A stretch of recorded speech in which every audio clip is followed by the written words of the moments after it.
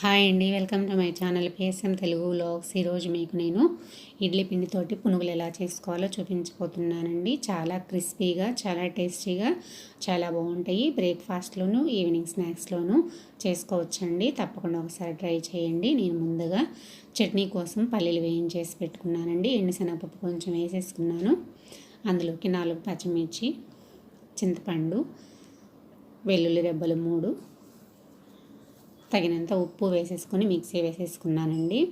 Mixie వేసుకున్న చట్నీని పోపు వేసి పక్కన పెట్టేసుకున్నానండి. ఇప్పుడు పునుగులు ఎలా చేసుకోవాలో చూద్దామండి. నేను పునుగుల కోసం ఇడ్లీ పిండిని తీసుకున్నానండి.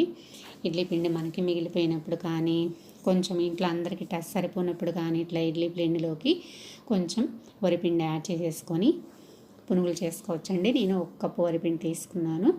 ఉల్లిపాయలు, కొత్తిమీర, పచ్చిమిర్చి కట్ చేసి పెట్టుకున్నానండి సన్నగా.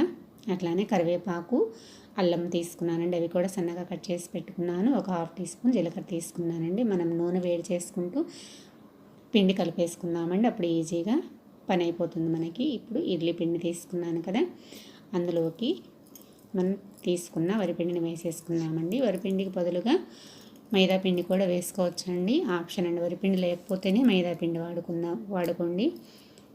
ఇట్లా మనకి సరిపోయినంత పిండి క్వాంటిటీ ఏముండదండి. పునుగులు వేసుకోవడానికి వీలుగా మనకి ఎంత పిండి అయితే పడుతుందో అంత పిండిని వేసుకొని కలుపుకున్నానండి. ఇప్పుడు అందులోకి కొంచెం సాల్ట్, ఇడ్లీ పిండిలో ఆల్రెడీ సాల్ట్ ఉందండి, అందుకని చెప్పేసి నేను కొంచెమే వేసుకున్నాను.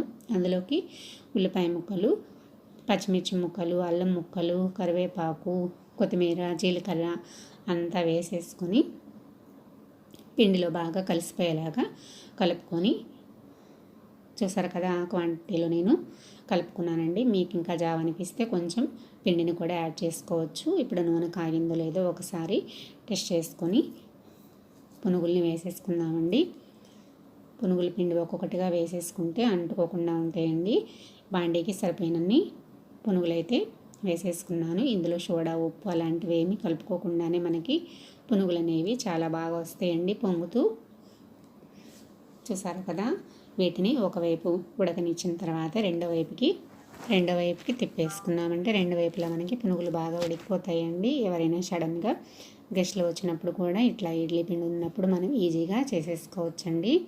చాలా బాగా ఇష్టంగా తింటారు. ఈ పొద్దున బ్రేక్ఫాస్ట్కి స్నాక్స్ లాగా కూడా మనం చేసుకోవచ్చండి. చాలా టేస్టీగా, చాలా బాగుంటాయి. తప్పకుండా ఒకసారి ట్రై చేయండి. ఇప్పుడు పునుగులన్నింటినీ కూడా నేను ఇట్లానే చేసేసుకున్నానండి. ఒకే కలర్లో, గోల్డ్ కలర్లో చాలా బాగా వచ్చేసినాయి.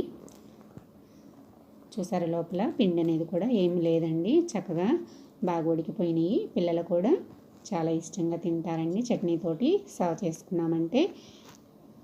నా వీడియో కనుక మీకు నచ్చినట్లయితే లైక్ చేయండి, సబ్స్క్రైబ్ చేయండి, షేర్ చేయండి. Thanks for watching.